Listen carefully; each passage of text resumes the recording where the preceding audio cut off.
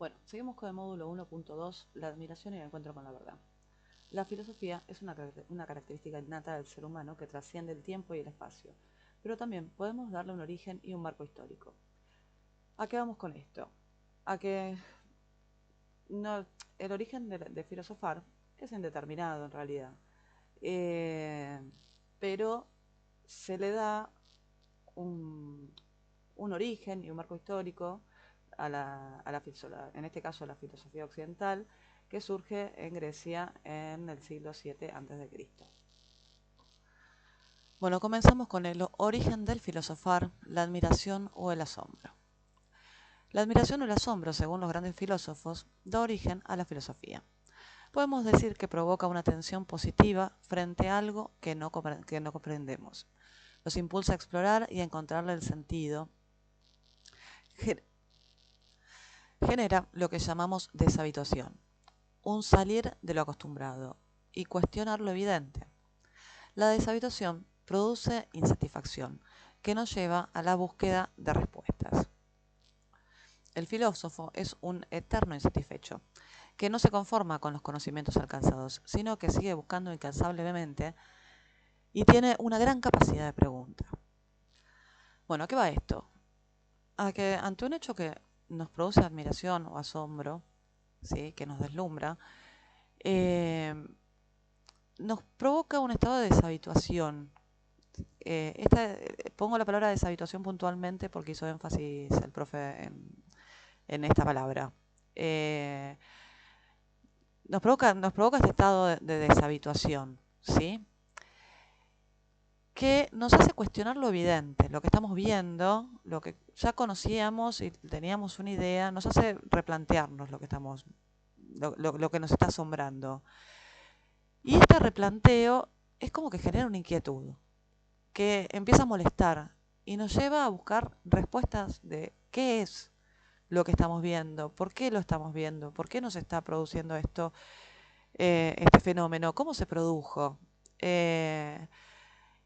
Y de ahí es que el filósofo es un eterno insatisfecho, que no se puede conformar con los conocimientos que alcanza, sino que siempre quiere más, quiere saber más e indagar más profundo.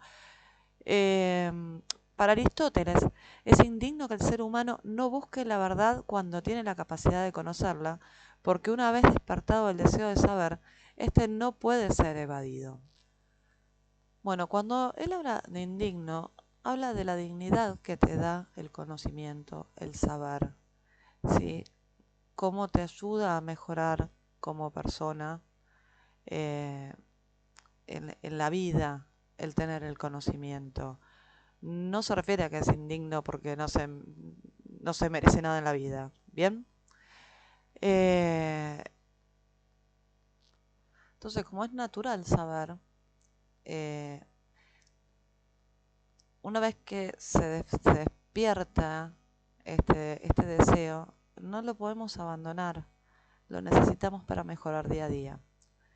Desde la tradición socrática, cuando el ser humano se encuentra con el asombro y se produce la deshabituación, y si se reconoce que ignora, lo que se llama docta ignorancia, porque sabe que no sabe, el famoso solo sé que no sé nada, entonces da paso a un segundo momento de la admiración, la búsqueda y el descubrimiento de la verdad.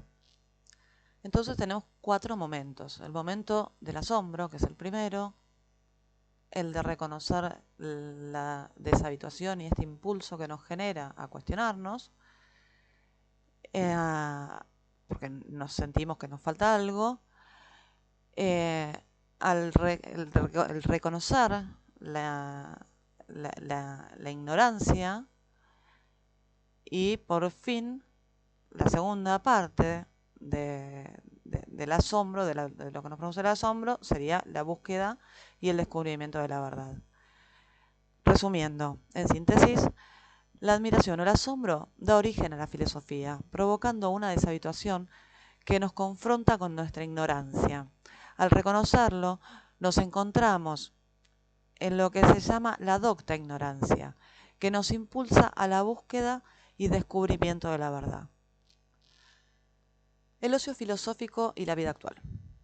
Bueno, Para reflexionar sobre la verdad se necesita de tiempo libre, al que denominamos ocio. El ocio es el tiempo libre. Haciendo una pausa en la vida del negocio. Negocio, no ocio. El modo de vida actual no nos deja mucho espacio para reflexionar y entender la realidad. En este caso, ahora a continuación de esto vienen dos frases que yo las entendí por separado y a modo reflexivo. ¿Sí?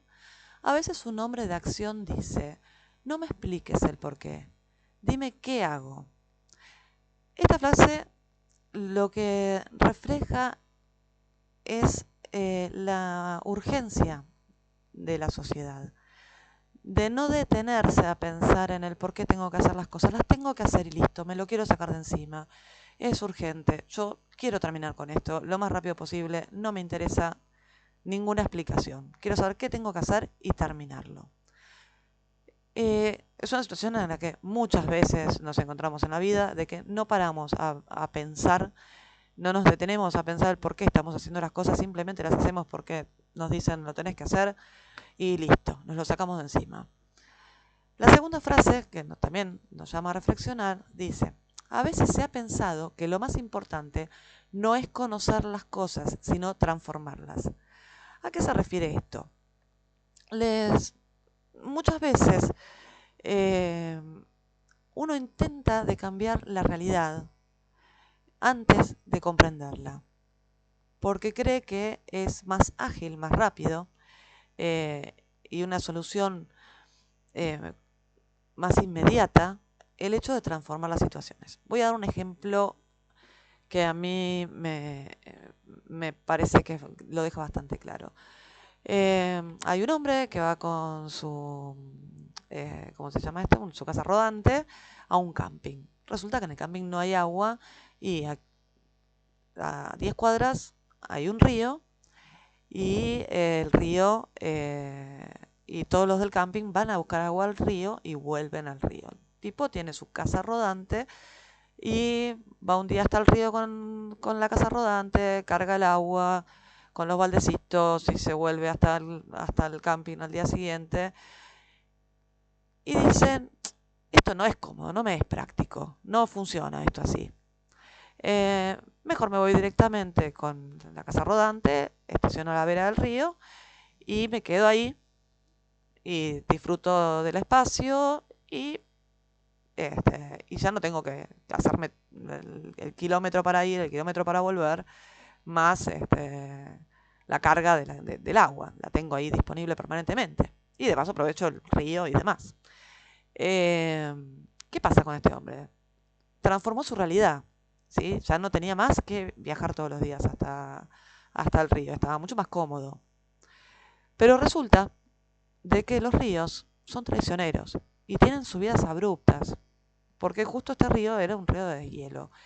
Entonces, ¿qué ocurrió? Se desprendió un pedazo de hielo que provocó una subida del río abrupta que se terminó llevando su camioneta. Entonces vamos a la reflexión que sigue. No se puede transformar lo que no se conoce. Una persona para transformar algo tiene que entenderlo, para evitar consecuencias negativas. En el caso de este hombre, él no comprendía el riesgo que corría al dejar la camioneta tan cerca del río, su casa rodante tan cerca del río, ¿no? Porque no conocía las dinámicas de la naturaleza, del momento en el que estaba y de lo que estaba haciendo. Entonces se expuso a una crecida del río que terminó en un desastre para él. Esto creo que es un ejemplo muy claro. Hay muchos ejemplos en los que intentamos transformar nuestra realidad antes que comprenderla. Cuando, por ejemplo, estamos insatisfechos en el lugar donde estamos trabajando o en el colegio, con los estudios, los chicos que por ahí no están cómodos con sus compañeros, no les gustan los profesores y demás. Y parece más sencillo un cambio de colegio, borrón y cuenta nueva, que entender realmente cuál es el problema. porque muchas veces en la vida en general uno puede cambiar de casa, puede cambiar de país, puede cambiar de pareja, puede cambiar de sexo, de Dios, de música y de ideas, como dice la canción, pero los problemas te siguen.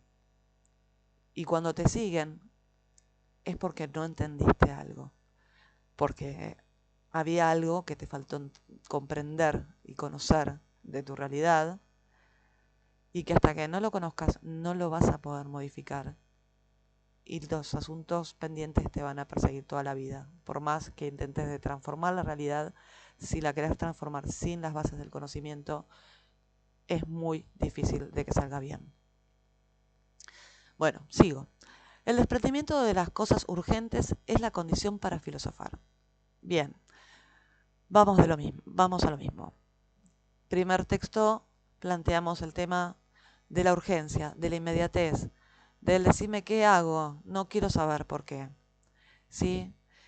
La segunda, transformo la realidad, transformo las cosas sin detenerme a conocer el motivo, porque me parece más práctico, más rápido.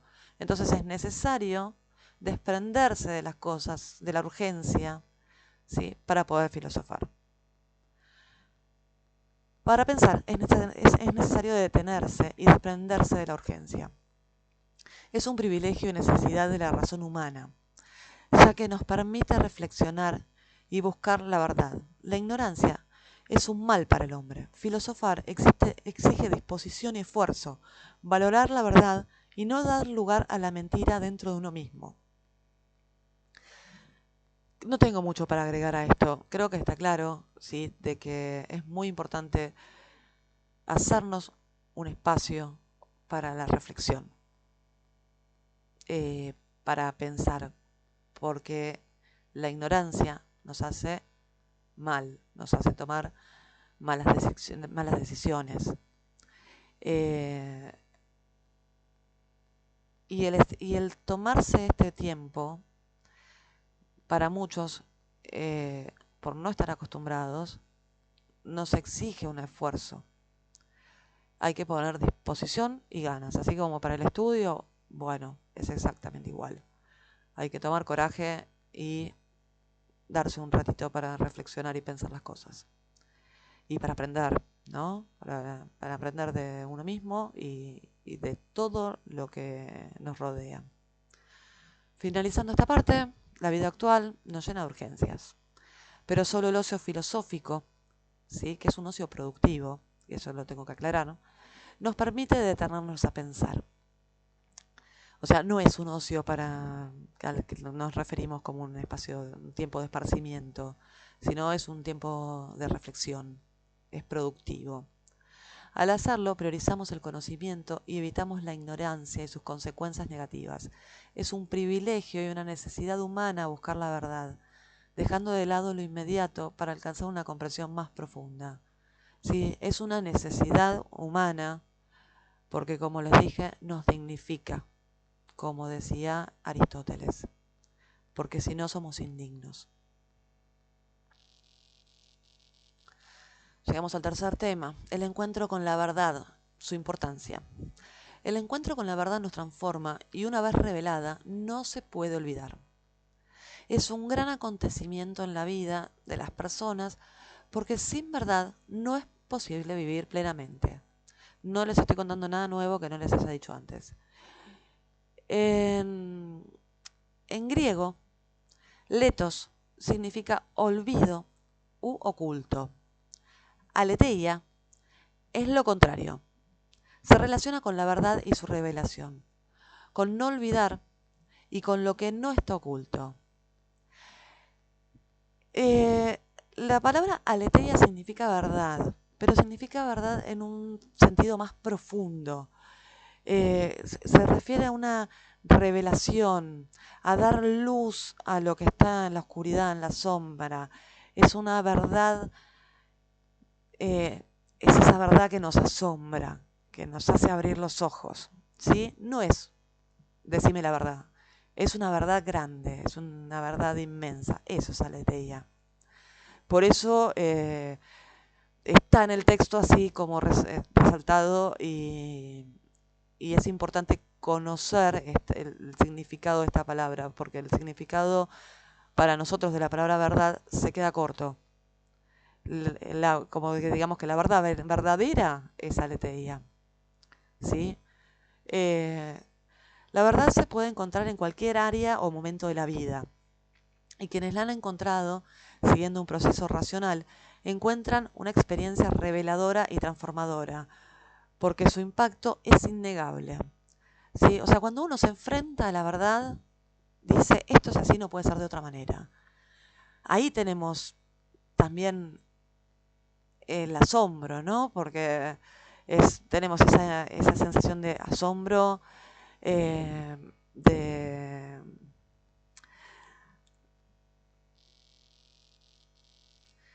de deshabituación, y cuando a través de nuestros procesos llegamos a esa verdad reveladora, es algo que no lo podemos negar y que no lo podemos olvidar. Aletheia, algo que no se olvida. También se puede encontrar la verdad en una persona. Es reconocer que es auténtica, íntegra y coherente entre lo que piensa, siente y hace. Irradia verdad. Esto produce una conmoción interna y nos deslumbra, centrando nuestra atención en ella. Sucede en el amor humano, pero es mucho más intenso cuando se descubre a la persona divina, a Dios. Bueno, creo que muchos sentimos alguna vez eso de encontrar una persona que nos produce cierta admiración profunda y que nos provoca estos sentimientos que nos llevan hacia ella como la verdad, ¿no? Que hace que no podamos de prestarle toda nuestra atención a esa persona.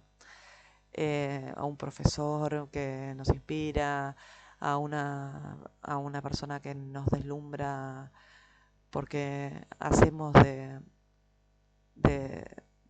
de su imagen nuestro marco de referencia a lo que nosotros quisiéramos ser, eh, que nos provoca esa sensación de amor o enamoramiento, ¿no? O sea, también se puede encontrar esa verdad en una persona, personas verdaderas, personas únicas, personas que irradian esa sensación de confianza y de punto de referencia.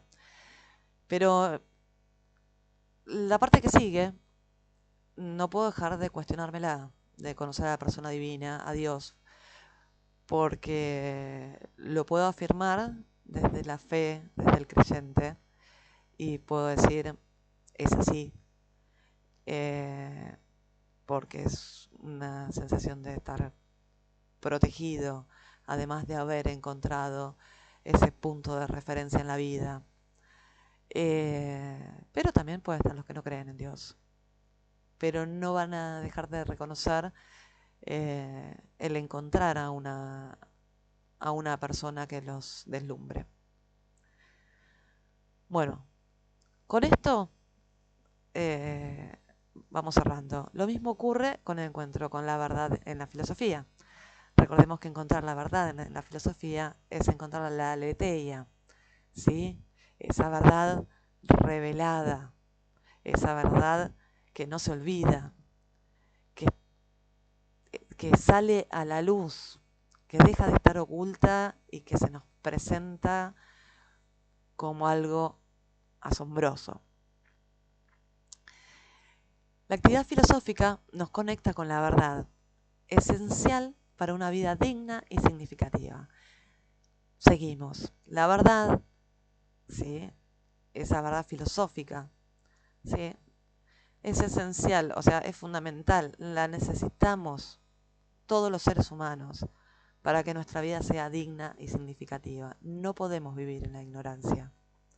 No nos hace bien, no nos ayuda a construir.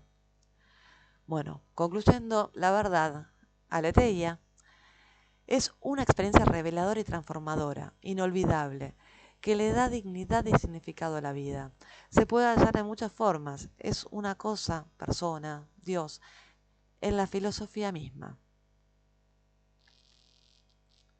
Bueno, y ahora sí, terminando con esta parte del segundo punto del módulo 1, el origen histórico de la filosofía. Yo hubiera empezado por este tema, pero bueno, cuando armaron el resumen decidieron empezar con otros conceptos. El origen histórico de la filosofía. Se considera que la filosofía nace con Tales de Mileto en el siglo VII a.C. Nos vamos a centrar en las explicaciones de historiadores del siglo XX, de las que destacamos a Barnett, a Comfort y a Bernat. Bueno, Barnett fue el que se quedó pobre. Vamos a leer. Para este autor, la filosofía en Grecia surgió de manera repentina y sin precedentes, fenómeno conocido como el milagro griego, destacando la originalidad y la genialidad del pensamiento griego, restando la importancia a los factores históricos, políticos y socioculturales. Bueno, esta